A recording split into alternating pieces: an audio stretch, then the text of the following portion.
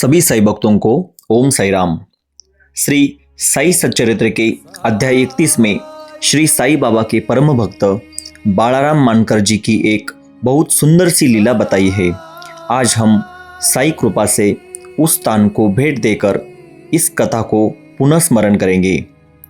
जब बालाराम मानकर की पत्नी का देहांत हो गया तो वे अत्यंत दुखी और निराश हो गए।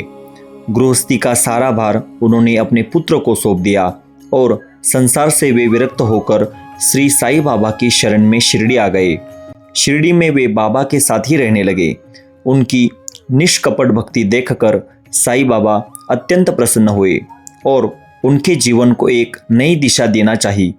एक दिन बाबा ने बलराम मानकर को 12 रुपये दिए और आदेश दिया, तुम मच्छिंद्रगढ़ जाकर निवास करो। यह सुनकर मानकर पहले हिचकिचाए। बाबा से दूर जाने का विचार उन्हें स्वीकार नहीं था, परंतु बाबा ने उन्हें समझाया और कहा, मैं तुम्हारे हित के लिए ही ऐसा कर रहा हूँ। तुम दिन में 3 बार ध्यान किया करना। बाबा के वचनों पर पूर्ण श्रद्धा रखते हुए बालराम मानकर मच्छिंद्रगढ़ पहुँचे। वहाँ का सुंदर प्राकृतिक वातावरण, निर्मल जल, शुद्ध वायु और शांत परिवेश देखकर उनका मन अत्यंत प्रसन्न हो गया। उन्होंने बाबा की आज्ञा अनुसार नियमित और निष्ठापूर्वक ध्यान करना प्रारंभ किया।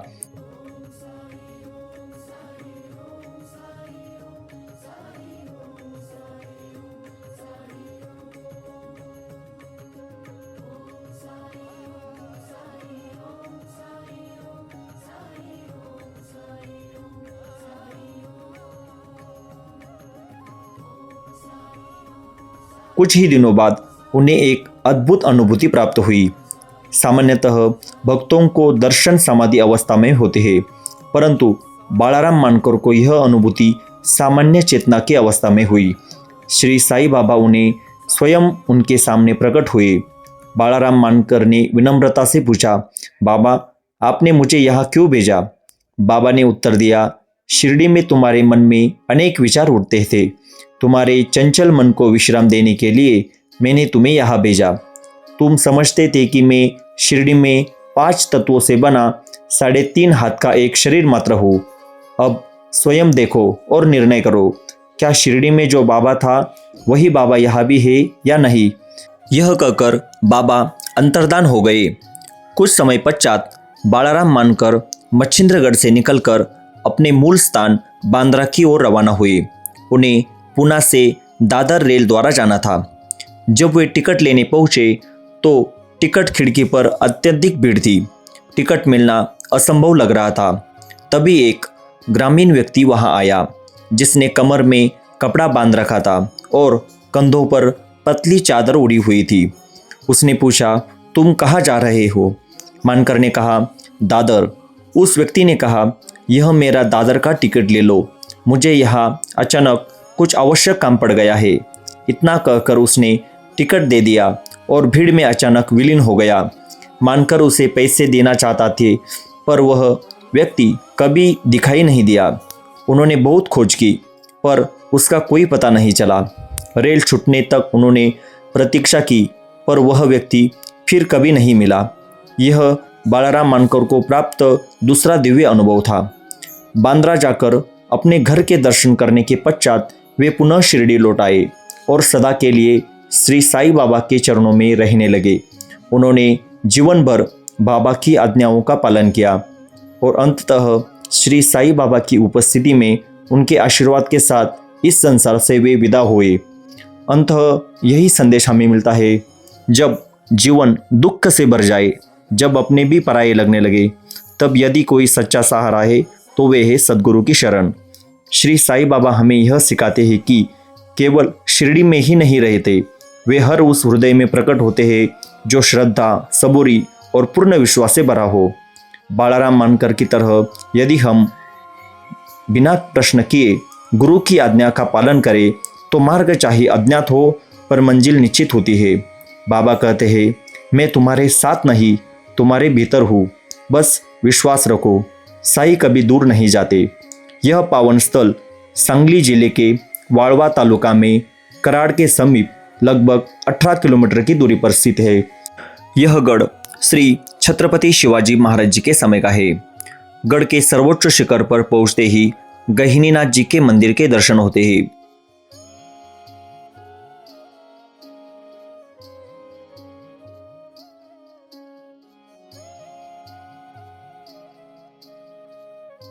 थोड़ा नीचे उतरने पर सामने मच्छिंद्रनाथ जी का भव्य मंदिर स्थित है। मंदिर परिसर में प्राचीन तोपें दिखाई देती है, कुछ टूटी हुई तो कुछ अच्छी अवस्था में है, जो प्रवेश द्वार के पास लकड़ी की गाड़ी पर रखी गई है।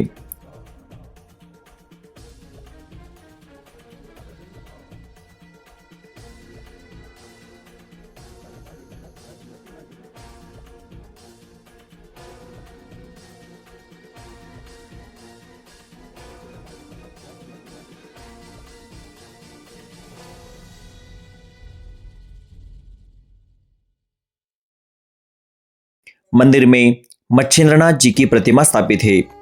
सामने ही सड़क पार करने की पर चोखा मेला जी का मंदिर है, जिसकी द्वार पट्टी पर नृत्य गणेश की सुंदर प्रतिमा अंकित है।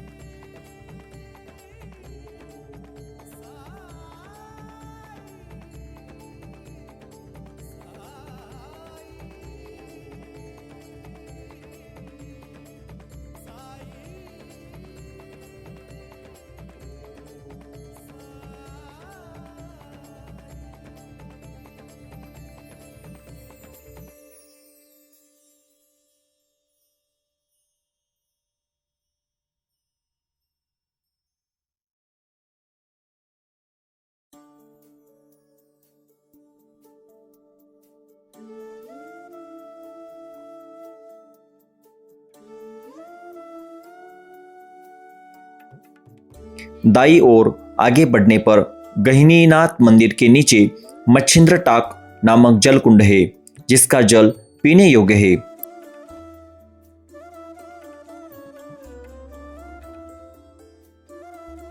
दक्षिण छोर पर बने बुरुज से दूर तक का सुंदर दृश्य दिखाई देता है। नीचे येड़े मच्छिंद्र नाम का गांव है और दूर तक फैली कृष्णा नदी की धारा हमें दिखाई देती है। सामान्यतः गढ़ की देवता के नाम पे ही इस किले का नाम रखा जाता है। मच्छिंद्रनाथ जी का मंदिर होने के कारण इस गढ़ को मच्छिंद्रगढ़ कहा जाता है।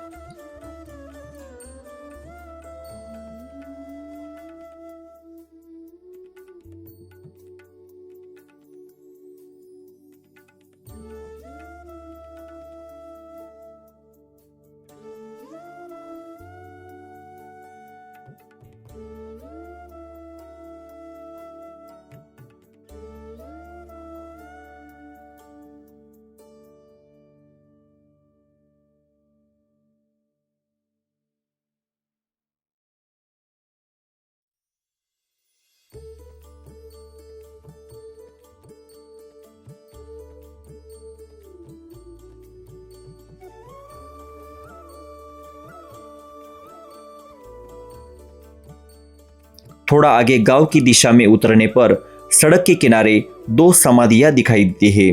कहा जाता है कि इनमें से एक किलेदार की समाधि है।